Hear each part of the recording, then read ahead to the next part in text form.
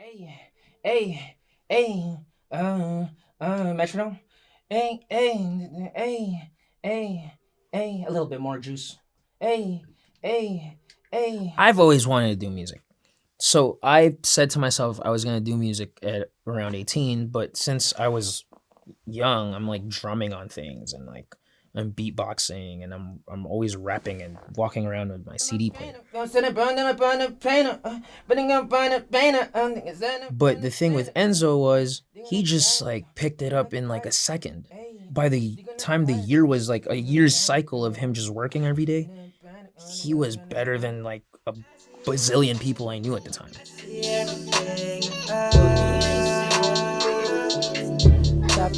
I was 13 and I think he was 14. We met at church, and it was my first time attending that church. And I met this guy. He was Filipino. He was the only other Filipino guy there. And after 20 minutes of us meeting, we became best friends. Here, I'll tap. We don't have to try hard for things to work. Like the chemistry is A++. Ay, di ka na kaya to, di ka na kaya to, okay. Di ka na kaya to, di ka na kaya to. We've worked on a bunch of projects. We had Race to Birth, which was 2017, and that was when we were in college. And then he put out a project called B after that. Infrared last year, and that project was started and done in weeks. Again, when me and RJ work, it doesn't take long for us to start and finish something, especially if we're both really passionate about it. Yeah, run that shit. School of hard knocks, I'm a book dog. You think I went to Yale? Always tell the truth in my. He has a hard drive of unreleased music that the world will probably never get to hear, and it's probably just music that me and him will listen to. But it's years and years worth of us just working every single day and creating music together, especially when we were in college. That's all we did, aside from going to class and playing basketball. This is a kind of like a format of an album Enzo and I had, but it's Tagalog, so Filipino album, because I've been really wanting to tap into who I really am and what I really care about, and I feel like I never really talked about it because I was just focused on trying to make music and instead of making music with intention. I've always been extremely prideful about being Filipino. When I moved to the States, I was made fun of because I had an accent.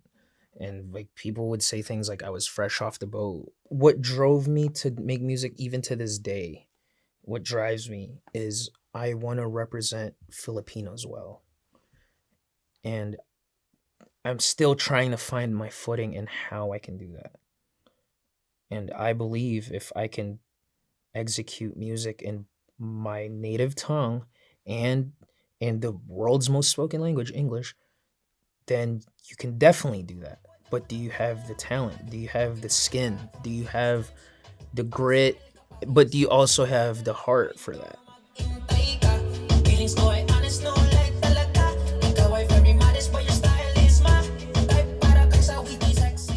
And being adopted, it's definitely something you wrestle with. Because, there's abandonment there. There's not knowing who your true parents are. There's all this confusion and all these questions you just ask, like, who am I? Where am I from? So I was sold for 3,000 pesos. So I have 3,000 pesos taped. I used to have it taped on the wall, but now I don't like look at it because it's like kind of like a negative reinforcement.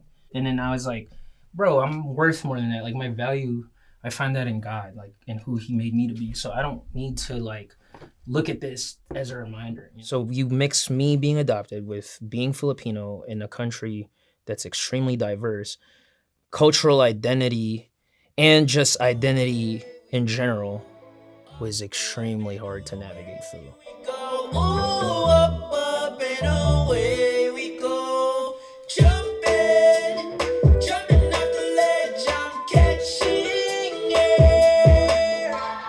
When people say like behind every good man there's a great woman or something like that, That's bullshit. It's beside. So she's beside me through it all. I would always tell Lindsay, I don't think I'd be alive if I didn't know who you were.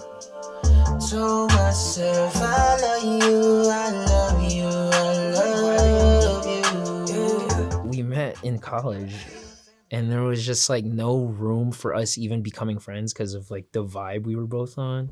And I remember the first time we had a car ride together, just her and I. I remember her playing music in her Subaru Legacy. And the sound was so bad. And I'm like this music geek, so I'm like, oh, your EQ's off. Let me fix it for you.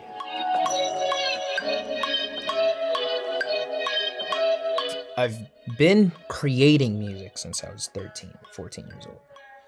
But when I finally said, I want to make this a career, I would say I was 18 years old. So 18, I'm turning 28 August. So it's coming up on a decade. I love music. It's been like my first best friend since I was like 5. But it's now come to this point where I've decided I want to make it a career. And then it becomes not as fun. One of the best quotes I've heard was, great art comes from pain. So now that I'm growing up, I'm like, well, can I make great art coming from joy? That's what I'm trying to do now. This is crazy.